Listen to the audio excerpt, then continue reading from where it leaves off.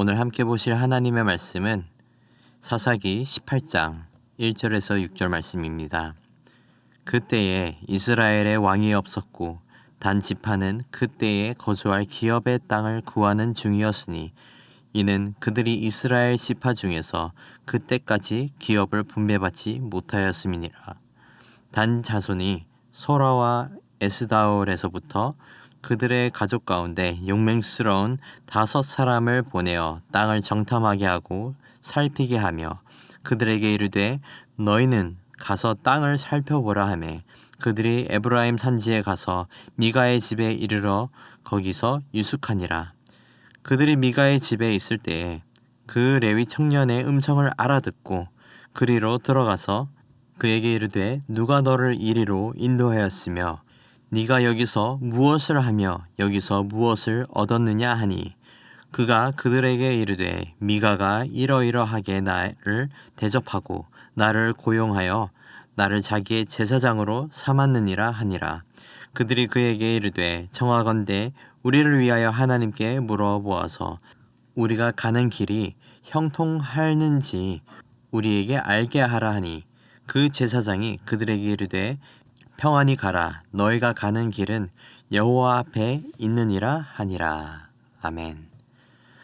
오늘 본문을 보시면 단 지파는 기업을 얻기 위해 용맹스러운 5사람을 보내서 땅을 정탐하게 됩니다. 땅을 정탐하러 가는 길에 에브라임 산지에 미가의 집에 머물게 됩니다. 미가의 집에 잠시 머물 때에 레위 청년의 목소리를 듣고 그에게 가서 왜 거기에 있었는지 물었습니다. 그 청년은 미가가 자신을 자기의 제사장으로 삼았다고 대답했습니다. 그때 단 사람들이 그 청년에게 이렇게 요청합니다. 5절 말씀입니다. 그들이 그에게 이르되 청하건대 우리를 위하여 하나님께 물어보아서 우리가 가는 길이 형통하는지 우리에게 알게 하라 하니 그렇게 그들은 이 레위 청년에게 하나님의 뜻을 구합니다. 그리고 그 청년이 6절에서 이렇게 대답합니다. 평안히 가라 너희가 가는 길은 여호와 앞에 있느니라 하니라. 1절에서 저자는 단 지파는 거주할 기업을 여전히 구하는 중이었다고 했습니다. 아직 기업은 분배받지 못했다는 것은 주어지지 않았다는 뜻은 아닙니다. 단 지파는 가나안에 들어선 지 오랜 세월이 지났지만 여전히 기업의 땅을 온전히 누리지 못한 것입니다. 그들이 하나님께서 명령했던 것처럼 가나안을 온전히 정복하지 못했던 것이죠. 단 지파에게 기업으로 대해의 동쪽으로부터 베냐민 지파의 서쪽의 경계까지 주어졌습니다. 적지 않은 땅이었어요. 하지만 그 가운데 여전히 아모리 사람들이 거주하고 있었어요. 결국 아모리 족속 때문에 단 지파는 골짜기로 내려오지 못하고 산지에서 힘들게 살고 있었던 것입니다. 심지어 블레셋 족속들도 인접했기 때문에 더 움직이기도 힘든 상황이었습니다. 그래서 단 지파는 이제는 편하게 살고 싶어서 사람들을 보내서 라이스라는 성읍을 정탐하게 했습니다. 그러다가 단의 5명의 정탐꾼들이 미가의 집에 머물게 되었어요. 거기서 머물 때에 레위 청년을 알아보는 듯 하면서 너가 왜 여기 있냐 묻게 된 겁니다. 그때 이 청년은 이렇게 말합니다. 4절입니다. 그가 그들에게 이르되 미가가 이러이러하게 나를 대접하고 나를 고용하여 나를 자기의 제사장으로 삼았느니라 하니라. 이 청년의 말에 따르면 오늘 말로 미가가 자기 자신의 제사장으로 스카우트한 겁니다. 누구의 제사장으로 고용되었다고 했습니까? 미가의 제사장입니다. 여러분, 이미 17장에서 미가와 이 청년은 등장했었습니다. 이때 미가와 그의 어머니는 자기의 소견대로 여호와를 위해 신상을 새기게 되었어요. 말도 안 되는 상황이었죠. 미가와 그의 어머니의 행동은 당시 이스라엘 사람들이 얼마나 하나님의 말씀을 몰랐고 분별력 없이 살았는지 말해주고 있습니다. 다른 신들을 위한 우상을 만드는 것은 당연히 잘못됐지만 우상을 만들지 말라고 했던 하나님을 위해 우상을 만들었던 겁니다. 이 사건 이후 미가는 레위 청년을 만나게 되고 그 집에 있는 신들을 위한 제사장으로 고용한 겁니다.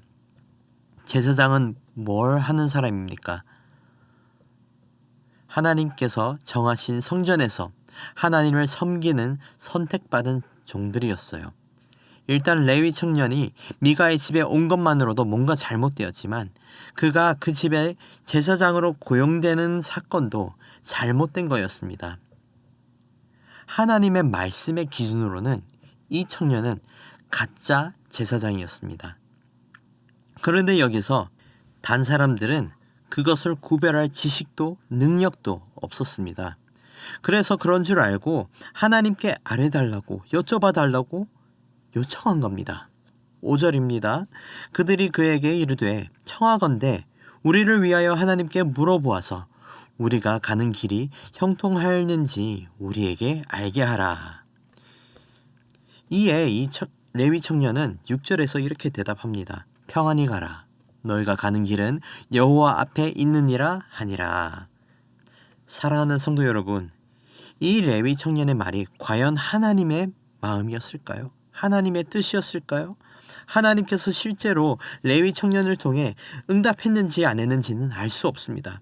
하지만 지금 이 황당한 상황을 기뻐하시진 않으셨을 거라고 생각합니다. 하나님께서 주신 기업을 정복하고 다스려야 하는 단지파나 우상 만들고 섬기는 미가나 레위인이면서 하나님의 성전을 떠나서 우상들의 제사장이 되어 있는 레위 청년이나 하나님이 보시기에 황당하고 기뻐하지 않으셨을 것입니다. 주신 기업을 믿음으로 정복했다면 단지파는 산지와 골짜기를 누리며 그 가운데 풍성하게 살았을 것입니다. 오직 하나님만을 섬기고 우상을 섬기거나 만들지 않았다면 하나님은 미가와 이 레위 청년을 기뻐했을 것입니다. 하지만 그들은 올바른 기준을 잃어버리고 혼란스러운 질서가 뭔지 알 수 없는 삶을 살고 있었던 것입니다. 사랑하는 성도 여러분, 하나님의 기쁨이 무엇인지 알고 분별하려면 올바른 기준을 가져야 합니다. 그리고 올바른 기준이 되어주는 것은 바로 말씀뿐입니다. 미가도 레위 청년도 단지파도 하나님의 말씀을 충분히 알 수 있었을 거예요. 기록들이 있었을 것이고 적어도 모세를 통해 받은 10계명을 갖고 있었을 것입니다. 하지만 그걸 지키지 못하고 이런 혼란 속에 있던 이유는 그들 가운데 하나님께서 멸하라 하신 가나안의 우상들, 사상들, 문화와 전통들이 스며들었기 때문입니다. 하나님의 말씀에 순종하지 못했기 때문에 이와 같은 상황이 일어난 것입니다. 말씀을 맺겠습니다. 사랑하는 성도 여러분, 말씀을 사모하시는 저와 여러분이 되기를 축복합니다. 이스라엘이 자꾸 이상한 기준으로 결정하고 살아간 이유는 말씀을 기억하지 못했기 때문입니다. 그들의 삶의 기준이 말씀이 아니라 우상과 가나안 사람들의 문화와 사상이 되었기 때문입니다. 하나님은 이스라엘을 순수한 하나님의 백성이 되기를 원하셨어요. 하지만 그 백성들이, 이스라엘 백성이 그렇게 순수하고 거룩한 모습이 되지 못한 이유는 죄와 우상에 얼룩져 버렸기 때문입니다.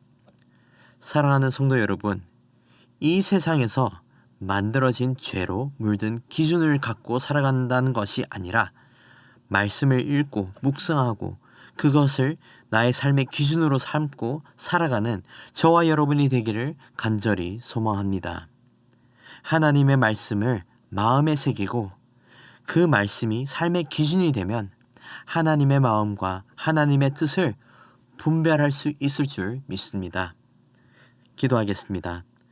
거룩하신 하나님 아버지 감사합니다.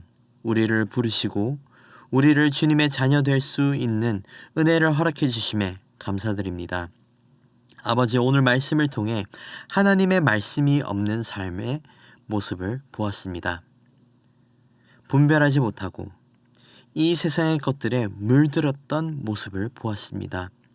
아버지, 우리들의 삶을 뒤돌아보며 분별하지 못한 선택들, 생각들이 있다면 회개합니다. 말씀을 더욱 사모하고 말씀으로 다시 한번 우리의 삶을 점검하길 소망합니다. 주님의 말씀을 우리의 삶의 기준으로 삼고 이제는 주님의 뜻을 분별하며 살기를 원합니다. 은혜 내려 주시옵소서. 감사합니다. 사랑합니다. 이 모든 말씀 살아계신 우리 주 예수 그리스도 이름으로 기도드립니다. 아멘. 이 시간 말씀을 붙들고 기도하시면서 주간 기도 제목으로 부산과 민족과 한 주간의 승리를 위해 기도하시겠습니다.